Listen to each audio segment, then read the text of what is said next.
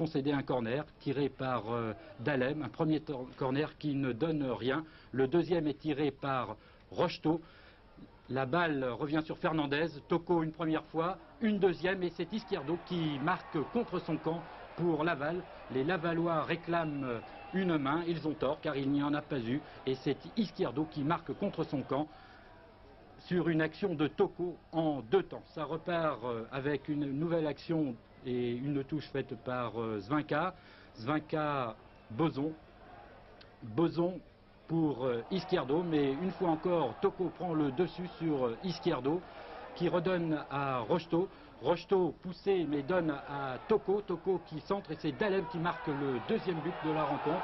Tout au moins Daleb croit avoir marqué le deuxième but, mais les Lavallois protestent et vous le voyez sur cette action. Toko récupère la balle, mais nettement en position de hors-jeu au moment où Rocheteau lui a donné la balle. Il centre pour Daleb.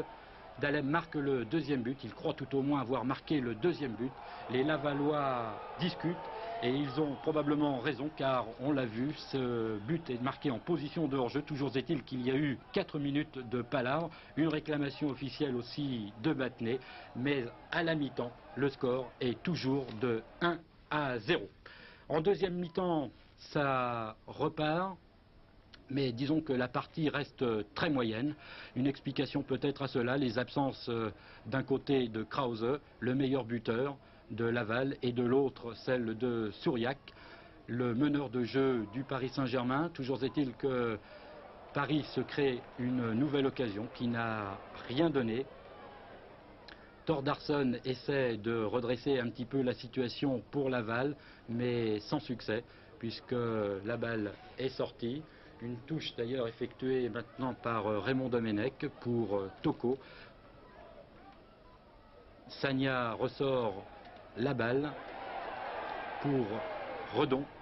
Redon centre et Souto du gauche envoie juste au-dessus de la barre de Dominique Baratelli. On repart avec une action et une touche effectuée par Mustapha Daleb, un contre de la défense et une belle chandelle de Dominique Battenet. La balle est sortie en touche. La touche est effectuée très rapidement par Polagnoc pour Sagna. Toko a lancé Ngom a lancé loin devant pour Toko, mais cela n'a rien donné. Tempé a réussi à intercepter. Et encore une fois, Domenech pour Dominique Baratelli, qui dégage tranquillement et pas très loin. Il faut dire que le terrain est très lourd. Le mou très actif au milieu avec Fernandez qui donne et la balle vient devant pour Dominique Rocheteau. Dominique Rocheteau est poussé mais il réussit tout de même à centrer pour Toko qui marque en deux temps. C'est le deuxième but de la partie, le deuxième but du Paris Saint-Germain et une fois encore Toko, vous allez le voir sur ce ralenti, a beaucoup de chance puisque du gauche il arrive à tromper Tempé, mais en touchant la barre, ça est le quatrième but donc du Tchadien depuis le début du championnat et une nouvelle action de Rocheteau qui a fait encore ce soir une partie remarquable. Il vient ici d'être victime d'un coup franc tiré par Dominique Battenet, mais cette fois-ci Battenet a touché le montant extérieur. Et toujours donc 2-0 après un petit peu plus d'une heure de jeu.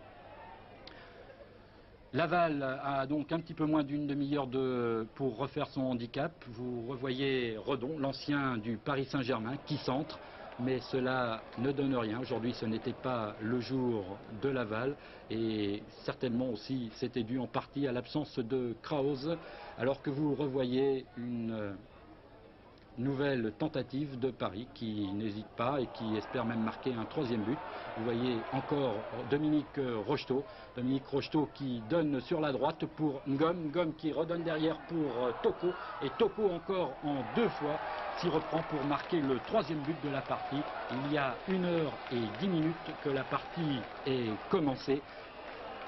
L'action de Rocheteau qui donne sur la droite à Ngom. Ngom qui donne en retrait pour Toko. Toko une nouvelle fois s'y prend à 2 reprises, mais il réussit quand même à marquer. C'est le 5e but de Toko, qui devient ainsi le meilleur buteur du Paris Saint-Germain avec Rocheteau, Battenet et Ngom, en ayant marqué donc 5 buts. Vous voyez maintenant une des dernières actions de la partie, autant dire que le Paris Saint-Germain va remporter sa deuxième victoire à l'extérieur. Ici, Sené a eu une belle occasion de marquer, il l'a raté, et le Paris Saint-Germain remporte ce match 3-0 contre Auxerre.